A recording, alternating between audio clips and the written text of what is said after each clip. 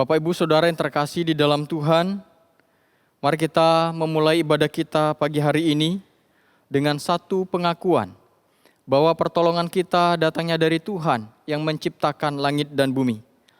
Kiranya kasih dari Allah Bapa, Tuhan kita Yesus Kristus dan Roh Kudus memimpin, menyertai, dan memberkati ibadah kita pagi hari ini. Amin.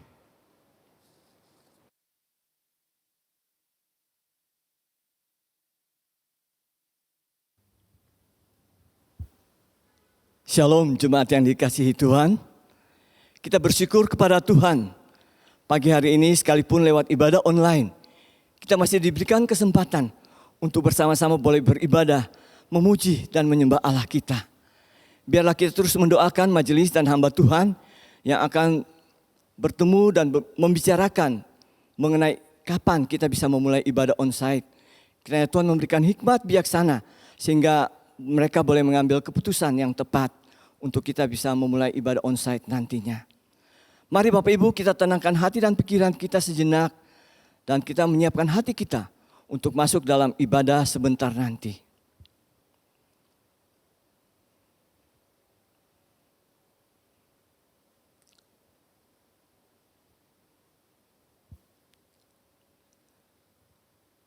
Jemaat yang dikasihi Tuhan, mari dengan hati yang penuh pengucapan syukur dan dengan penuh sukacita kita datang menghampiri hadirat Allah kita.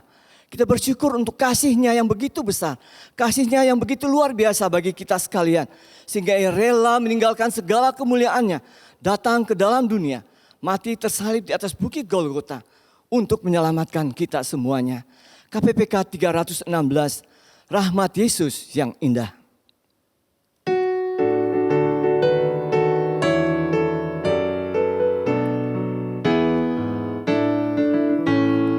Rahmat Yesus yang indah, hapuskan dosaku. Tak dapat kulukiskan dengan pujianku. Dosaku ditanggungnya, jiwaku bebaslah. Rahmat Yesus yang indah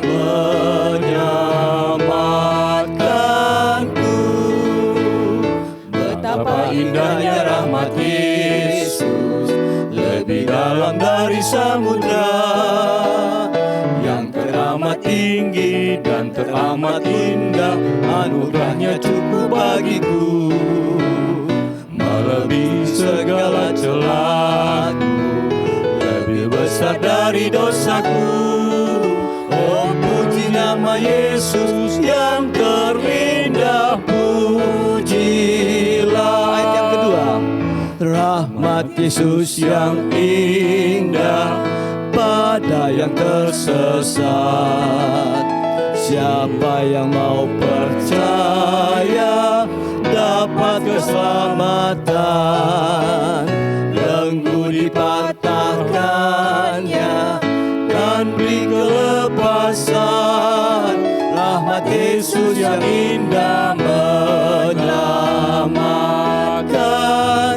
Betapa indahnya, betapa indahnya rahmat Yesus, lebih dalam dari samudra, yang teramat tinggi dan teramat indah. Anugerahnya cukup bagiku, melebihi segala celaku, lebih besar dari dosaku. Oh, puji nama Yesus yang terindah, pujilah.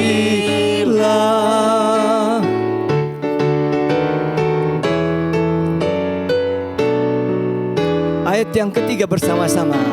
Rahmat Yesus yang indah pada yang berdosa, bersandarkan kuasanya, ku jadi miliknya, ku diberi sentosanya dan berikan kekal.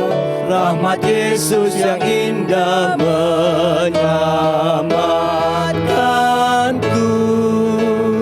Betapa indahnya rahmat Yesus, lebih dalam dari samudra, yang teramat tinggi dan teramat indah. Anugerahnya cukup bagiku, melebihi segala celaku, lebih besar dari dosaku. Oh, puji nama Yesus yang terindah, pujilah. Mari kita tundukkan kepala kita dan kita satu dalam doa. Bapa yang di sorga, pagi ini dengan segala kerendahan hati kami datang menghampiri hadirat-Mu yang kudus. Kami sungguh bersyukur Tuhan, karena Engkau begitu mengasihi kami. Engkau rela meninggalkan segala kemuliaan, datang ke tengah-tengah dunia yang penuh dengan dosa ini, menderita dan mati tersalib di atas bukit Golgota untuk menyelamatkan kami, manusia yang berdosa ini. Terima kasih ya Bapa, terima kasih untuk pengorbanan-Mu bagi kami. Dan dengan segala kerendahan hati kami datang Tuhan, kami mengaku segala dosa dan salah kami. Kami mengaku Tuhan, bahwa seringkali di dalam kehidupan kami mengecewakan Tuhan. Kami melakukan hal-hal yang tidak seturut dengan kehendak-Mu. Bapa, ampuni kami, sucikan kami dengan darah-Mu yang kudus. Biarlah di pagi ini setiap kami sungguh-sungguh layak untuk datang menghampiri hadirat-Mu yang kudus, memuji dan menyembah Engkau. Bapa, Engkau pimpin dan berkati akan ibadah kami ini ya Bapa, supaya semuanya boleh berjalan dengan baik untuk hormat dan kemuliaan nama Tuhan saja. Dan biarlah lewat ibadah ini setiap kami boleh dikuatkan kembali untuk bagaimana kami boleh menjalani hari-hari kehidupan kami bersama-sama dengan Tuhan. Terima kasih ya Bapa, dengar doa kami. Demi nama Yesus Tuhan dan Juru Selamat kami yang hidup, kami sudah berdoa dan bersyukur kepada Allah Bapa yang di sorga. Amin. Jemaat yang dikasihi Tuhan, berita anugerah untuk kita sekalian di pagi hari ini terambil dari Efesus pasal 1 ayatnya yang ke-7 dan 8. Efesus pasal 1 ayat yang ke-7 dan ke-8. Demikianlah firman Tuhan. Sebab di dalam Dia dan oleh darahnya kita beroleh penebusan, yaitu pengampunan dosa, menurut kekayaan kasih karunia-Nya yang dilimpahkannya kepada kita dalam segala hikmat dan pengertian. Jemaat yang dikasihi Tuhan, mari kita terus mengagungkan kasih Allah, kasih yang begitu ajaib dari Golgota untuk kita sekalian. Kita bersama-sama melakukan pujian KPPK 162. kasih yang ajaib. Ayatnya yang pertama dan ayatnya yang kedua saja.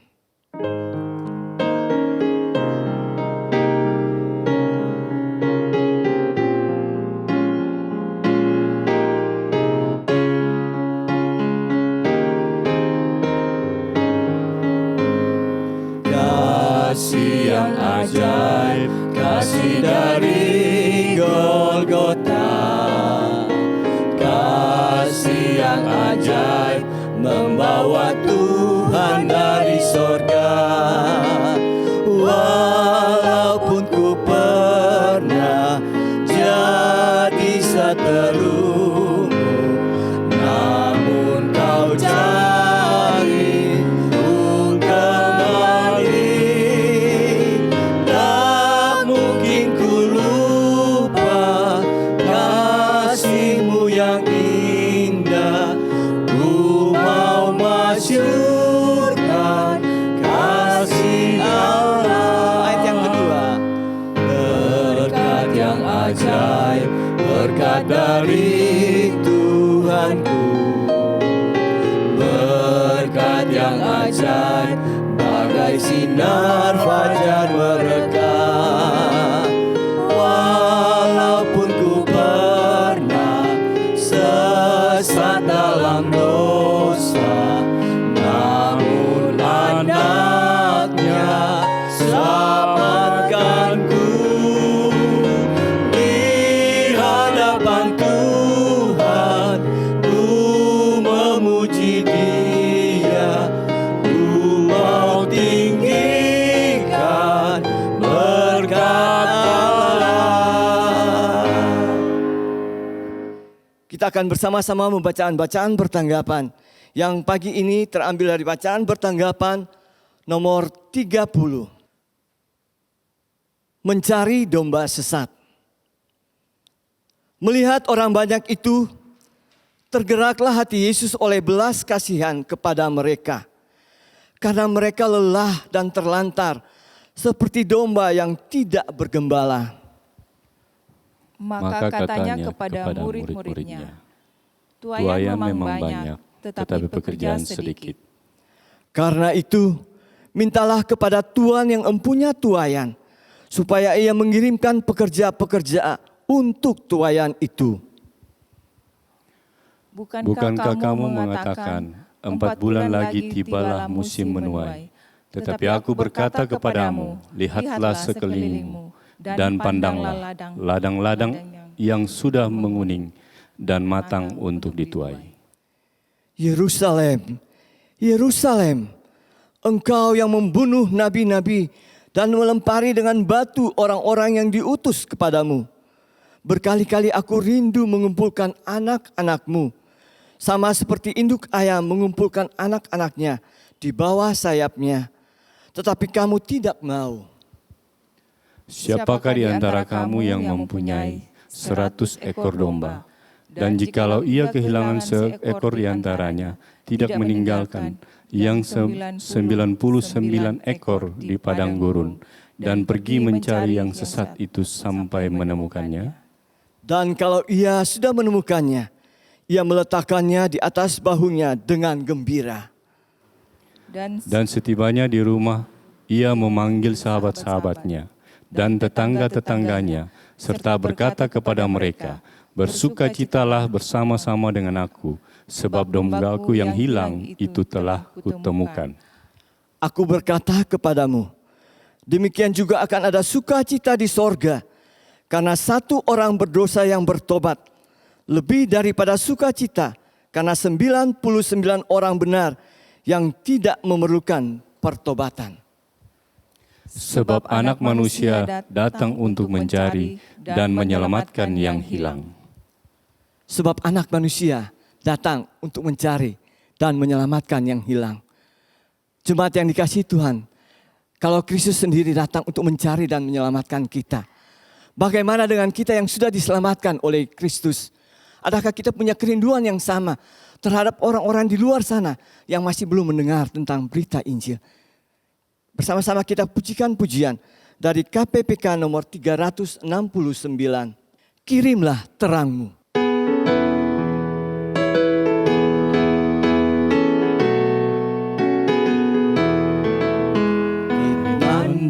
suara dari seberang, kirimlah terangmu. Banyak jiwa dalam dosa mengerang, kirimlah terangmu. Kirimlah terang Injil Tuhan pada umat semua. Kirimlah terang Injil Tuhan pada umat semua. Ayat yang kedua. Kita mendengar seruan dari jauh, kirimlah terangmu. Kehadapan salib serahkan dirimu, kirimlah terangmu. Kirimlah terang Injil Tuhan pada umat semua. Kirimlah terang Injil Tuhan pada umat semua. Ayat yang ketiga. Kasihnya tersebar, kirimlah terangmu. Beritakan kasihnya pada mereka, kirimlah terangmu. Kirimlah terang Injil Tuhan pada umat semua. Kirimlah terang Injil Tuhan pada umat semua. Saya mengundang jemaat sekalian bangkit berdiri dan kita akan bersama-sama mengikrarkan pengakuan iman rasuli kita. Biarlah masing-masing kita berkata demikian. Aku percaya kepada Allah, Bapa yang Maha Kuasa, Khalik langit dan bumi, dan kepada Yesus Kristus, Anaknya yang tunggal Tuhan kita, yang dikandung daripada Roh Kudus, lahir dari anak darah Maria, yang menderita sengsara di bawah pemerintahan Pontius Pilatus, disalibkan, mati dan dikuburkan, turun ke dalam kerajaan maut. Pada hari yang ketiga, bangkit pula dari antara orang mati, naik ke sorga, duduk di sebelah kanan Allah, Bapa yang Maha Kuasa, dan dari sana Ia akan datang untuk menghakimi orang yang hidup dan yang mati. Aku percaya kepada Roh Kudus, gereja yang kudus dan am, persekutuan orang kudus, pengampunan dosa, kebangkitan tubuh, dan hidup yang kekal. Amin. Jemaat dipersilahkan duduk kembali. Jemaat yang dikasihi Tuhan, kita bersyukur kepada Tuhan kalau pagi ini firman Tuhan akan dilayani oleh Bapak Pendeta Richard Lim. Sebelum firman Tuhan diberitakan, mari kita sama-sama mengangkat satu pujian. Hendaklah hidupmu sesuai Injilnya. Kita akan menyanyikan ketiga ayatnya.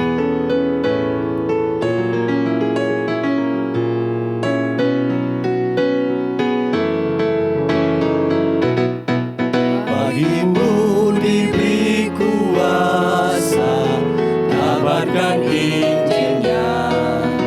Dengan berani tak gentar, lawan musuh kita. Berita Injil, berita selamat, terus kumandangkanlah. Pergumulan kita tiada habisnya. Hanya hendaklah hidupmu sesuai dengan Injilnya. Sepanjang hidupmu di dunia, Roh-Nya pimpin kita. Bagimu diberi perintah, agar teguh dan setia, berjuang dalam iman karena kasih-Nya. Jangan tunda melayaninya, selalu ada masa. Perjuangan kita takkan sia-sia.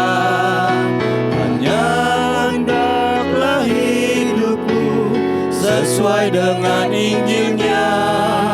Sepanjang hidupmu di dunia, Roh-Nya pimpin kita.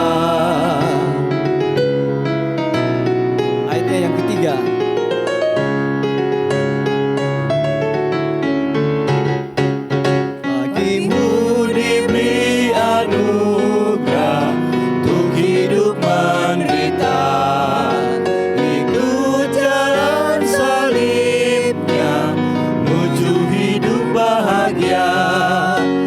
bersyukurlah pada Allah akan kebangkitannya. Penderitaan kita tiada artinya, hanya hendaklah hidupmu sesuai dengan Injilnya. Sepanjang hidupmu di dunia, Roh-Nya pimpin kita.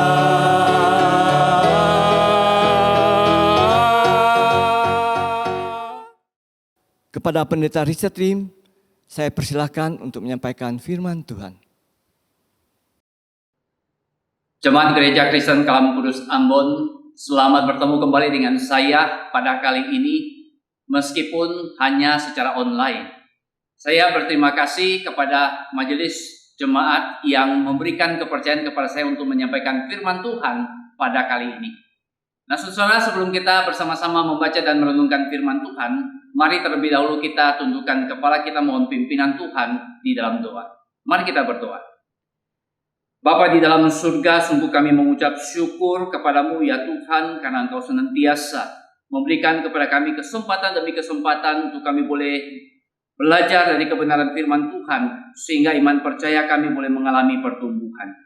Kami tahu Bapa, di dalam segala keterbatasan, kelemahan kami sangat membutuhkan pertolongan Allah Roh Kudus yang telah Engkau berikan dalam kehidupan kami, untuk boleh menerangi hati dan pikiran kami, membuka hati kami, membuka pikiran kami, sehingga kami mampu mengerti kebenaran firman Tuhan dengan benar, sebagaimana yang Tuhan menyatakan. Beri pertolongan juga kepada hamba-Mu di dalam segala keterbatasan, ketidakmampuan, bahkan dosa yang ada di dalam dirinya sekalipun, Tuhan tetap berkenan untuk boleh memakainya menjadi alat berkat bagi semua kami yang mendengarkan firman Tuhan.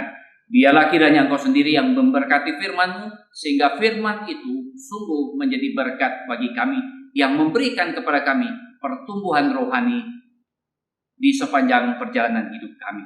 Terpujilah nama-Mu Bapa, di dalam nama Tuhan Yesus kami sudah berdoa. Amin. Tema yang kita bahas hari ini adalah Injil adalah kekuatan Allah yang menyelamatkan. Nats firman Tuhan terambil dari Roma, kitab Roma pasal 1 ayat 16 sampai dengan 17. Ya, surat Paulus kepada jemaat di Roma pasal 1 ayat 16 sampai dengan 17. Mari saudara silakan membuka Alkitab saudara, perhatikan apa yang tertulis di dalam Alkitab, dan saya akan membacakan untuk saudara sekalian. Sebab aku mempunyai keyakinan yang kokoh dalam Injil, karena Injil adalah kekuatan Allah yang menyelamatkan setiap orang yang percaya. Pertama-tama orang Yahudi, tetapi juga orang Yunani, sebab di dalamnya nyata kebenaran Allah yang bertolak dari iman dan memimpin kepada iman. Seperti ada tertulis, orang benar akan hidup oleh iman. Saudara, hari ini merupakan minggu yang terakhir di bulan Oktober. Mungkin ada di antara saudara yang tidak tahu atau bahkan belum tahu bahwa di bulan Oktober ada satu peristiwa yang merupakan tonggak sejarah bagi gereja-gereja Protestan di seluruh dunia. Oleh karena lebih dari 500 tahun yang lalu, Martin Luther itu memakukan 95 dalil di depan atau di pintu gereja Wittenberg. Nah saudara, itu dilakukan Martin Luther pada tanggal 31 Oktober 1517. Maksudnya adalah supaya gereja Roma Katolik yang saat itu telah menyimpang dari ajaran Alkitab boleh kembali kepada ajaran Alkitab. Tetapi respon yang diterima oleh Martin Luther adalah dia justru dikucilkan oleh gereja Roma Katolik, sehingga dia bersama dengan pengikutnya terpaksa harus menyerahkan kebaktian-kebaktian di gereja yang tersendiri. Maka disitulah mulai terpisahnya gereja Roma Katolik, lalu berdirinya gereja Protestan. Oleh karena itu saudara, tanggal 31 Oktober diperingati oleh gereja-gereja Protestan sebagai gereja sebagai reformasi gereja, dan juga Martin Luther dipandang sebagai pelopor dari gerakan reformasi tersebut. Nah saudara, Martin Luther memang melakukan tindakan yang heroik pada saat itu. Tetapi kalau kita mau coba merunut ke belakang sebelum peristiwa terjadi, kita temukan bahwa sebenarnya Martin Luther di tahun 1512 ya, dia sudah masuk biarawan, dia sudah meraih gelar doktor dalam bidang biblika dan teologi, tetapi dia selalu mempunyai keraguan akan jaminan keselamatannya. Itulah sebabnya dia berjuang untuk melakukan perbuatan baik. Bahkan di dalam satu hari berkali-kali dia datang kepada pimpinan biara itu untuk mengaku dosa-dosanya dengan harapan dia bisa mendapatkan keselamatan. Lalu kemudian dia diberikan kepercayaan untuk mengajar kitab Roma kepada mahasiswa-mahasiswinya. Lalu kemudian dia merenungkan kitab Roma ini. Dia sampai di Roma 1 ayat 17. Dan disitulah membuka matanya bahwa sebenarnya orang berdosa itu dibenarkan bukan karena perbuatan, tetapi karena iman di dalam Tuhan Yesus Kristus. Dan sejak itu saudara mengubah Martin Luther. Lalu kemudian 5 tahun kemudian 1517 dia melakukan satu pemakuan 95 dalil tadi, dan itu menjadi tonggak sejarah bagi gereja Protestan.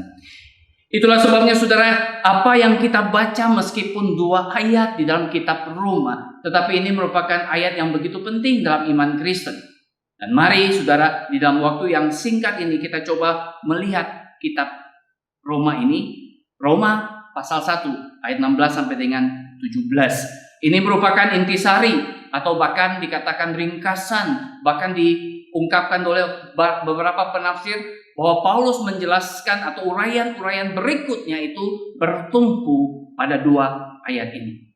Mari saudara kita membaca 2 ayat ini.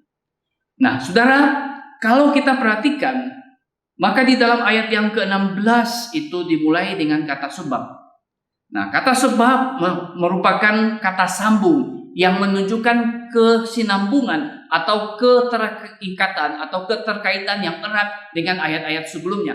Secara khusus ayat 14 dan 15. Di dalam ayat 14 dikatakan, aku berhutang baik kepada orang Yunani maupun kepada orang bukan Yunani, baik kepada orang terpelajar maupun kepada orang tidak terpelajar.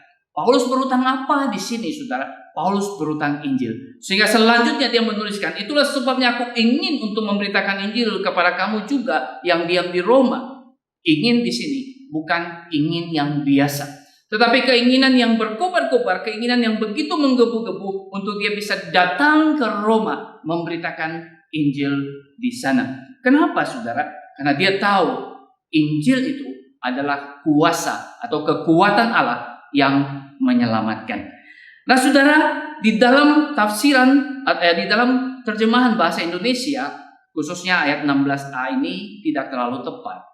Karena itu yang tepatnya adalah sebab aku tidak malu akan Injil sebenarnya. Mengapa Paulus mengatakan dia tidak malu? Nanti saudara, di dalam penjelasan kita akan melihat mengapa sampai Paulus mengatakan dia itu tidak malu.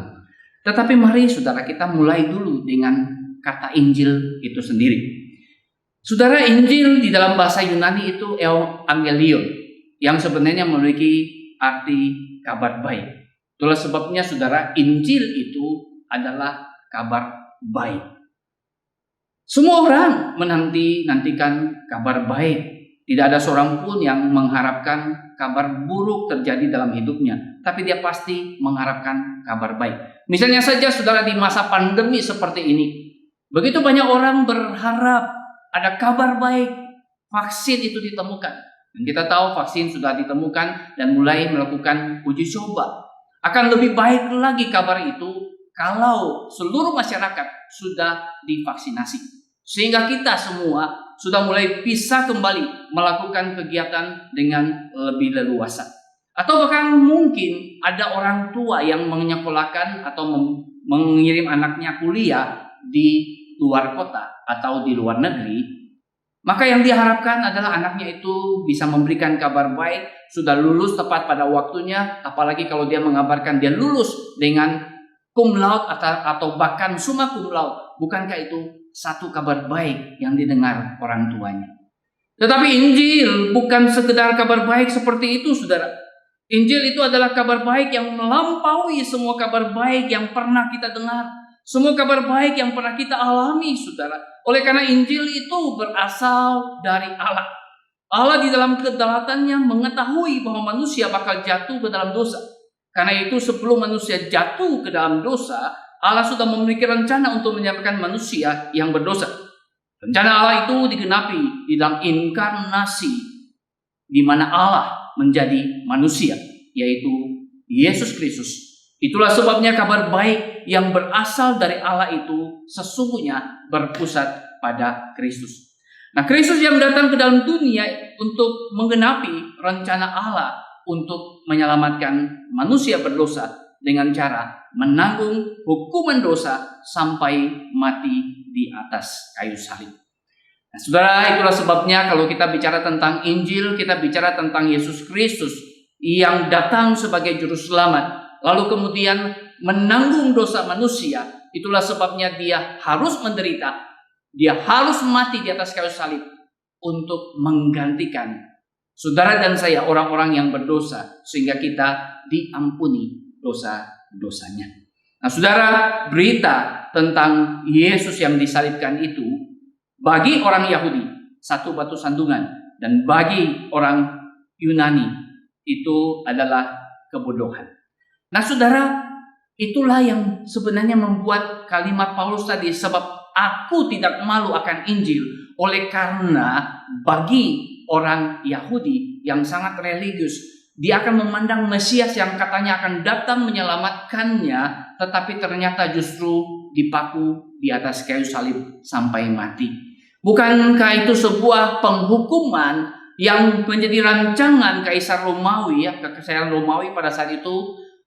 Hukuman yang begitu mengerikan, hukuman yang begitu hina, dan hukuman yang dijatuhkan kepada penjahat kelas kakap. Itulah sebabnya bagi orang Yahudi, wah, ini batu sandungan.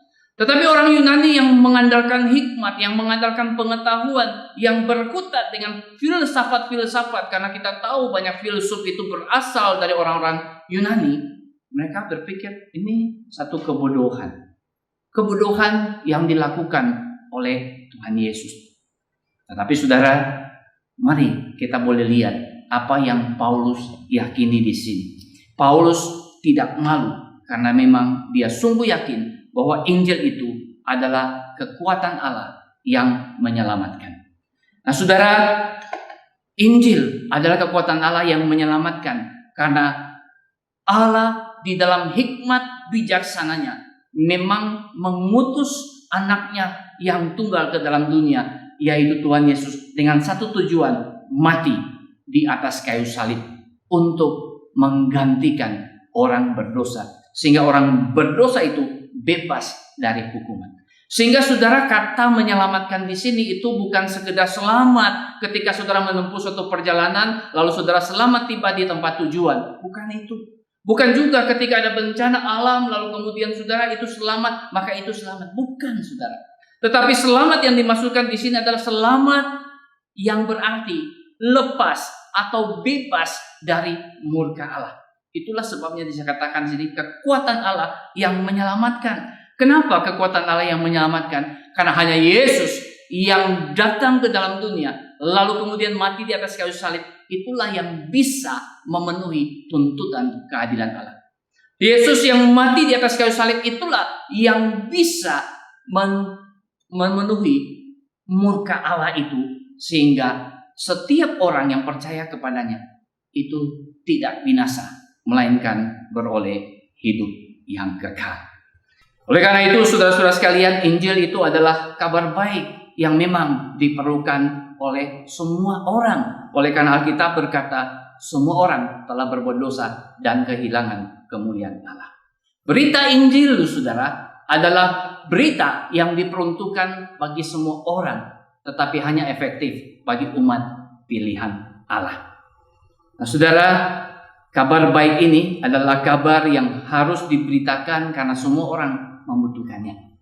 Pemberitaan Injil yang dilakukan adalah panggilan umum yang harus menjangkau kepada semua orang, saudara. Jadi Injil harus diberitakan kepada siapa saja. Itulah sebabnya saudara dan saya sebagai orang-orang yang percaya, setiap orang percaya itu dipanggil untuk memberitakan Injil. Kita beritakan Injil kepada siapa saja yang kita temui, yang berinteraksi dengan kita. Kita beritakan Injil kepada mereka. Karena begitu banyak orang, bahkan semua orang sebenarnya membutuhkan kabar baik, yaitu Injil Kristus. Nah saudara, tetapi kita perlu juga menyadari Injil sekalipun itu panggilan umum yang diberitakan kepada semua orang, tetapi Injil itu baru efektif, yang disebut panggilan efektif bagi orang-orang yang dipilih oleh Allah. Jadi hanya orang pilihan Allah yang bisa menjadi percaya ketika Injil itu diberitakan. Nah saudara, itulah sebabnya saudara jangan pernah engkau malu, engkau takut untuk memberitakan Injil. Kenapa? Karena ada kuasa Allah yang menyertai pemberitaan Injil. Karena ada orang pilihan yang akan meresponi Injil, yang akan menjadi percaya, membuka hatinya, menerima Kristus sebagai Tuhan dan Juru Selamat pribadi. Saudara, ketika Paulus berkata, sebab aku tidak malu akan Injil, itu juga memberikan indikasi kepada saudara dan saya yang memang tergoda untuk malu akan Injil. Mungkin kita tidak malu sebagaimana Paulus pada masa itu yang harus berhadapan dengan orang Yahudi yang menganggap berita salib itu adalah batu sandungan, atau orang Yunani yang menganggap berita salib itu sebuah kebodohan. Tidak, saudara. Tetapi hari ini kita malu mungkin karena nanti ada penolakan. Kita malu barangkali nanti ada orang yang melecehkan kita. Kita malu barangkali ada orang yang hina-hina kita. Itu membuat kita bukan hanya malu, kita juga takut. Kita takut misalnya orang marah-marah sama kita karena kita memberitakan Injil kepadanya. Apalagi kalau kita mengatakan dia orang berdosa yang harus bertobat dan menyerahkan dirinya kepada Kristus supaya dia bisa diselamatkan. Mungkin orang bisa menjadi marah sehingga kita menjadi malu. Tetapi saudara, selanjutnya Paulus berkata di dalam Roma pasal 1 ayat 17 itu, dia berkata bahwa melalui berita Injil kebenaran Allah itu dinyatakan. Apa maksudnya saudara sekalian? Bahwa kebenaran Allah dinyatakan melalui berita Injil.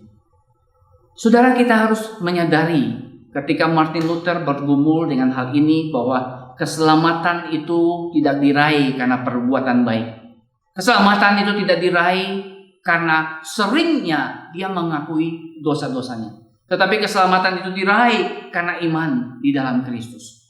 Itu artinya saudara, kebenaran daripada Kristus yang membenarkan orang berdosa melalui iman. Jadi tidak ada satupun orang yang benar, tidak ada satupun orang yang mencari Allah. Semua orang telah berbuat dosa dan kehilangan kemuliaan Allah. Itu yang dikatakan Paulus di dalam Roma pasal yang ketiga. Itulah sebabnya saudara, kalau kita boleh melihat diri kita orang berdosa.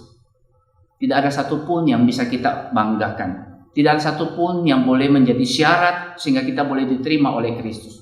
Tetapi Allah di dalam kedaulatan kehendaknya boleh memang mengutus Kristus untuk menjadi juru selamat. Dan kebenaran Kristus itulah yang membenarkan orang berdosa melalui iman.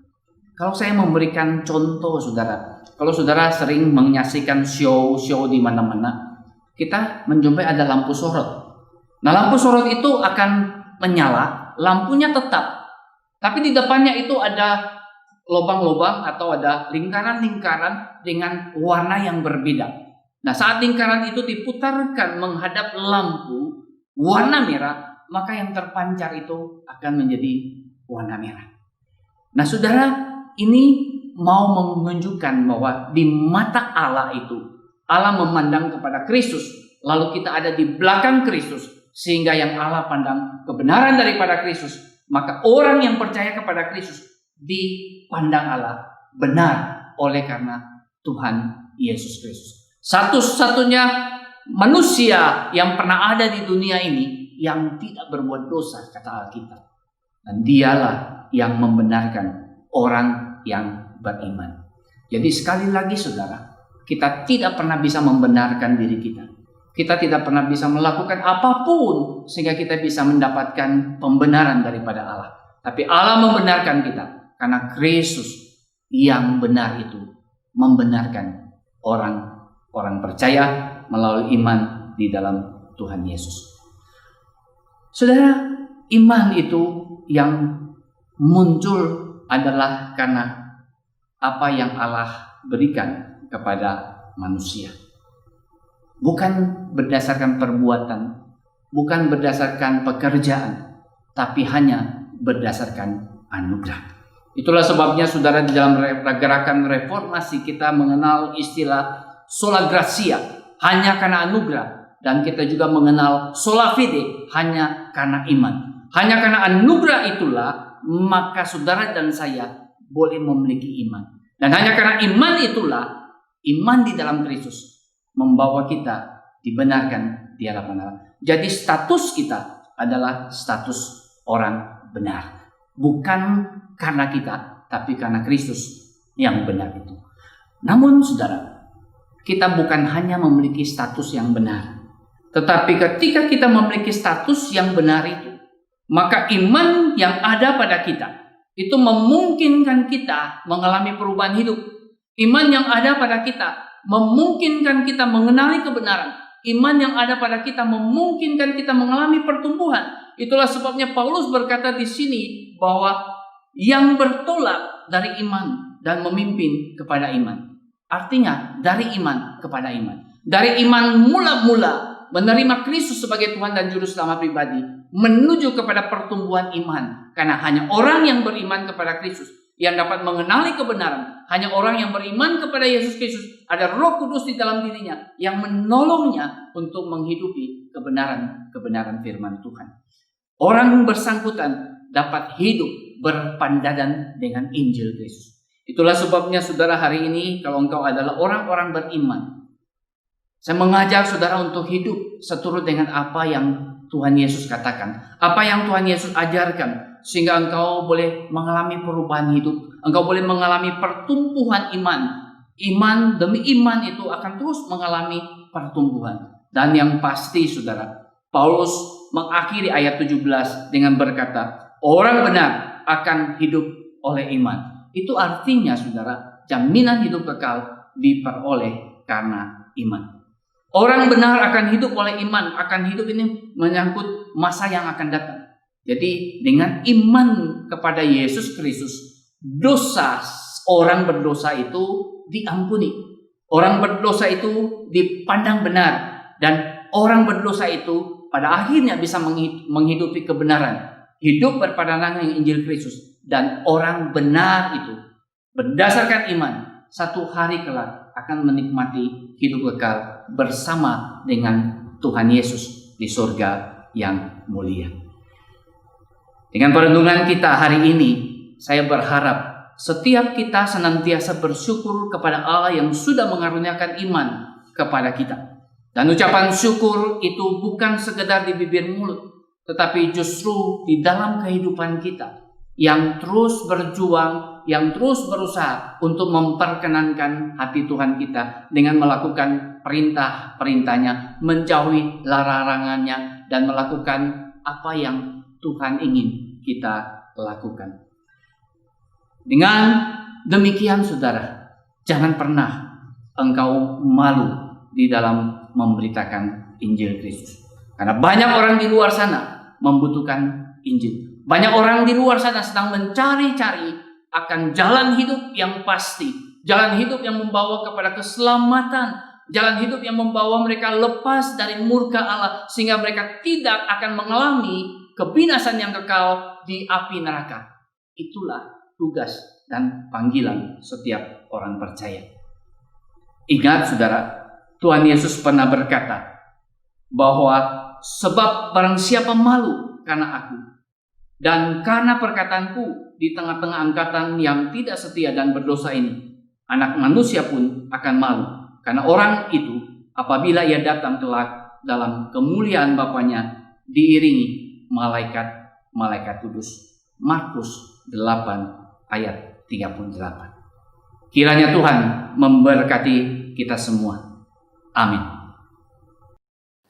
Terima kasih kepada Bapak Pendeta Richard Lim yang telah menyampaikan kebenaran firman Tuhan bagi kita sekalian di dalam ibadah pada pagi hari ini. Kiranya Tuhan terus memberkati pelayanan Bapak dan memakai Bapak menjadi saluran berkat bagi kemuliaan nama Tuhan dimanapun Bapak melayani. Jemaat yang dikasihi Tuhan, saat ini kita diberikan kesempatan untuk memberikan persembahan kepada Tuhan. Bapak Ibu boleh memberikan persembahan dengan cara mengumpulkannya, memasukkan ke dalam amplop. Bapak Ibu boleh menulis kodenya, kemudian memasukkan ke kantong kotak yang telah disediakan di kantor gereja pada setiap jam kerja, atau lewat nomor rekening yang Bapak Ibu baca di layar kaca atau layar televisi Bapak Ibu sekalian. Baiklah, sambil persembahan dikumpulkan, kita bersama-sama menaikkan pujian dari KPPK nomor 371. KPPK nomor 371, kita akan menyanyikan ayatnya yang pertama dan yang kedua saja.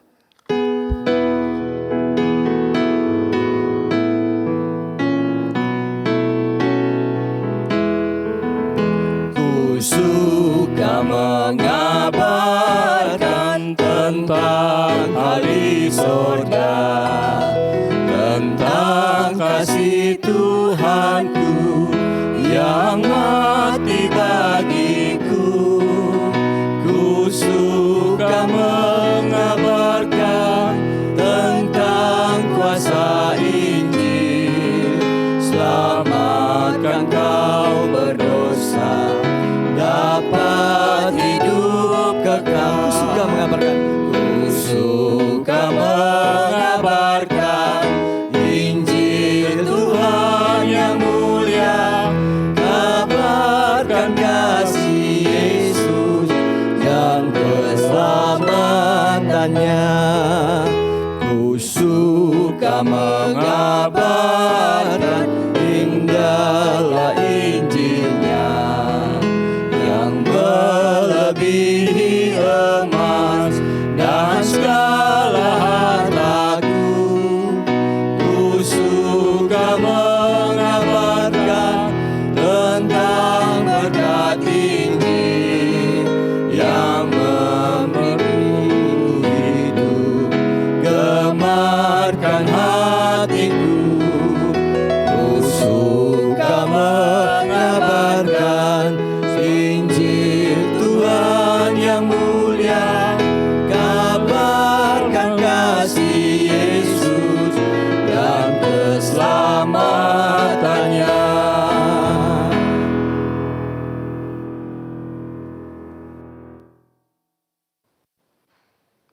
Mari kita berdoa untuk persembahan dan doa syafaat. Mari kita berdoa. Segala puji syukur kami naikkan kepada Tuhan, karena Tuhan itu baik di dalam kehidupan kami. Kami bersyukur secara khusus pagi hari ini kami boleh beribadah kepada Tuhan. Kami boleh mendengarkan sabda kebenaran firman-Mu yang telah disampaikan oleh hamba-Mu. Biarlah firman yang telah kami dengar boleh senantiasa meneguhkan iman kami, bahkan menuntun kami untuk kami selalu dapat hidup sesuai dengan panggilan kami, sesuai dengan rencana Tuhan. Sehingga di dalam kehidupan kami sebagai umat Tuhan, nama Tuhan boleh senantiasa dipermuliakan. Kami juga bersyukur Tuhan secara khusus di kesempatan pagi hari ini, di mana Tuhan boleh memberikan kesempatan kepada kami, untuk kami boleh memberikan yang terbaik untuk kemuliaan bagi Tuhan, lewat persembahan yang kami berikan. Kiranya Tuhan memberkati persembahan yang telah kami berikan, dan kiranya Tuhan boleh memakai lewat para majelis, pengurus gereja, sehingga persembahan ini boleh dipakai dengan hikmat yang daripada Allah, dan boleh memajukan untuk pekerjaan dan pelayanan Tuhan, secara khusus di Gereja Kristen Kalam Kudus Ambon ini. Kami berdoa menyerahkan untuk sidang jemaat yang hari ini telah memberikan persembahan atau mungkin yang belum sempat memberikan persembahan. Berkatilah kami semua Tuhan di dalam setiap aspek kehidupan kami. Berkati kami di dalam usaha pekerjaan kami. Berkati kami di dalam rumah tangga kami. Berkati kami di dalam kesehatan kami. Kami percaya apa yang kami lakukan, sekecil apapun yang kami buat, ketika kami melakukan dengan sukacita, dengan segenap hati kami, Tuhan pasti akan perhitungkan dan Tuhan pasti juga akan memberkati kami kembali di dalam kehidupan kami. Dan di kesempatan ini kami juga bersyukur Tuhan, kalau kami boleh bersama-sama datang dengan jemaat Tuhan untuk memanjatkan doa-doa syafaat kami kepada Tuhan. Sebelum kami meminta kepada Tuhan di dalam doa-doa kami, ampunilah dosa-dosa kami Tuhan, sucikan dan kuduskan kami, sehingga ketika kami berseru kepada Tuhan di dalam segala permohonan kami, setiap permohonan kami boleh Tuhan dengar dan berkenan di hadapan Tuhan. Dan boleh Tuhan menjawabnya sesuai dengan rencana dan kehendak Tuhan. Sehingga ketika Tuhan menjawab doa kami, nama Tuhan dipermuliakan.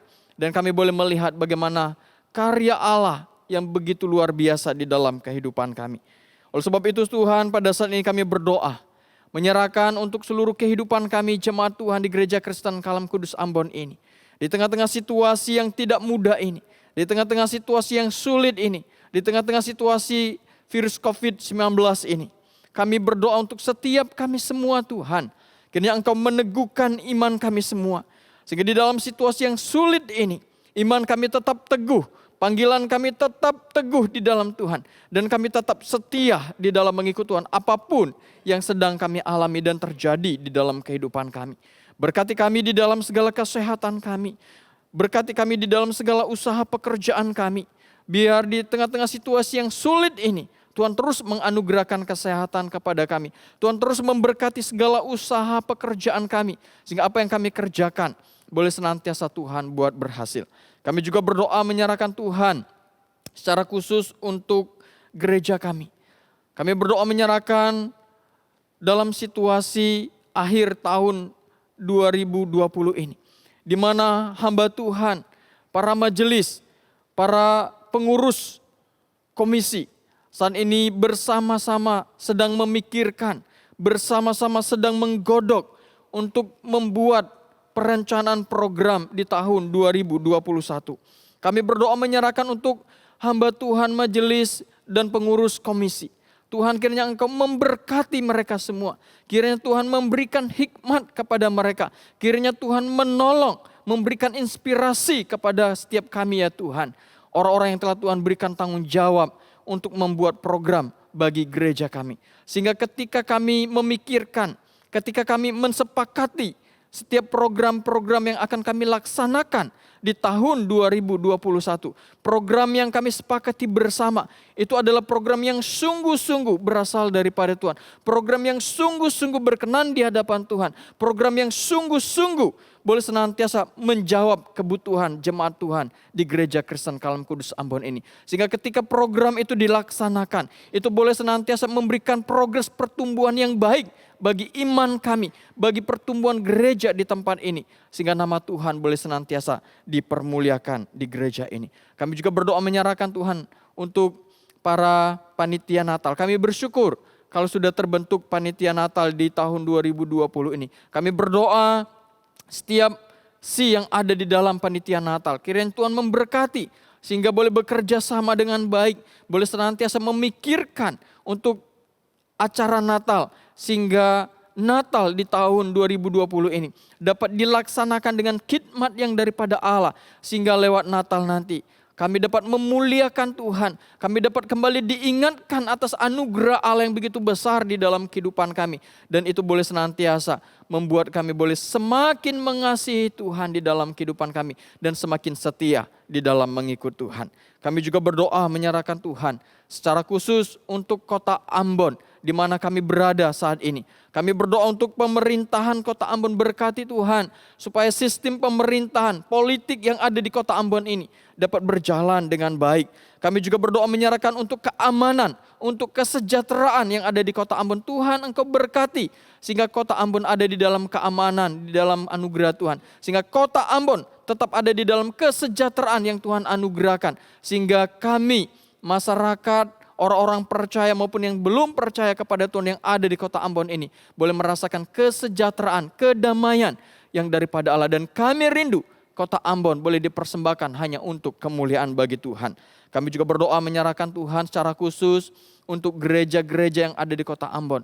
Kami bersyukur kalau kami boleh mendengar berita bahwa beberapa minggu ini sudah ada, bahkan sudah banyak gereja-gereja yang sudah membuka ibadah secara onsite. Kami berdoa ya Tuhan, menyerahkan untuk gereja-gereja yang sudah membuka ibadah secara onsite. Kiranya Tuhan memberkati setiap jalannya ibadah. Kiranya Tuhan memberkati setiap jemaat yang beribadah secara onsite. Kami juga berdoa menyerahkan untuk gereja-gereja yang telah mempersiapkan ibadah itu dengan baik. Kiranya Tuhan memberkati sehingga semua ibadah itu dapat berjalan dengan baik. Sehingga semua ibadah itu dapat berjalan dengan khidmat yang daripada Allah. Dan kami berdoa kiranya Tuhan memberikan perlindungan kepada mereka. Menjauhkan mereka dari virus yang saat ini yang kami sedang takuti, yaitu virus COVID-19 ini. Sehingga semua jemaat yang mengikuti ibadah secara onsite dapat tetap berada di dalam anugerah Tuhan, di dalam perlindungan yang daripada Allah. Dan kami juga berdoa menyerahkan secara khusus untuk gereja kami, Gereja Kristen Kalam Kudus Ambon, yang tentunya kalau ke depan semua gereja-gereja yang sudah ibadah secara onsite dapat berjalan dengan baik, tentunya kami Gereja Kristen Kalam Kudus Ambon akan membuka juga gereja untuk ibadah secara onsite. Kami berdoa Tuhan, secara khusus untuk kami hamba Tuhan, secara khusus untuk kami para majelis aktivis gereja, di dalam kami mempersiapkan, di dalam kami menggodok untuk ibadah secara onsite. Kiranya Tuhan memberikan hikmat kepada kami, sehingga ketika kami membuka gereja ini untuk ibadah secara onsite, kami membuka bukan dengan kekuatan kami membuka bukan dengan hikmat manusia, tetapi ketika kami membuka ibadah secara onsite, kami membuka sesuai dengan pimpinan Tuhan, sesuai dengan khidmat yang daripada Allah, sehingga ketika ibadah itu dibuka nanti, nama Tuhan boleh senantiasa dipermuliakan, dan setiap kami jemaat Tuhan dapat beribadah dan boleh memuliakan Tuhan di dalam ibadah secara onsite nanti. Terima kasih Bapa, terima kasih Tuhan. Ini doa kami. Di dalam nama Tuhan Yesus kami telah berdoa dan mengucap syukur. Amin. Bapak Ibu Saudara, tiba saatnya kita akan mengakhiri ibadah kita pagi hari ini. Oleh sebab itu saya mengundang bagi kita untuk bangkit berdiri dengan menyanyikan pujian doksologi.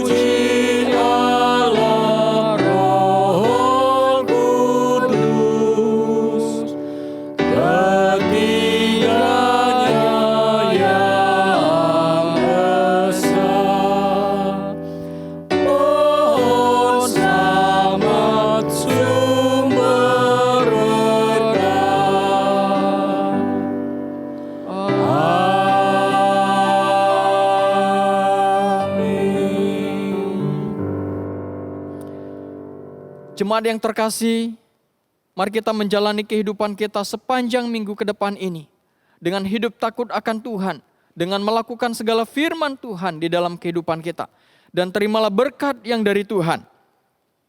Tuhan memberkati kita dan melindungi kita. Tuhan menyinari kita dengan wajah-Nya dan memberi kita kasih karunia. Tuhan menghadapkan wajah-Nya kepada kita dan memberi kita damai sejahtera.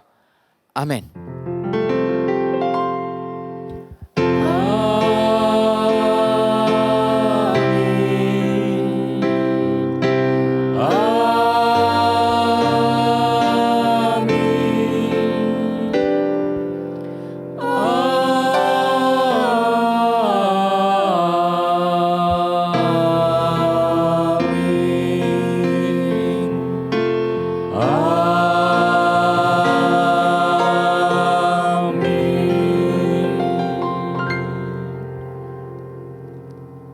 Ibadah kita selesai, jemaat disilakan duduk saat teduh. Tuhan Yesus memberkati kita semua. Amin.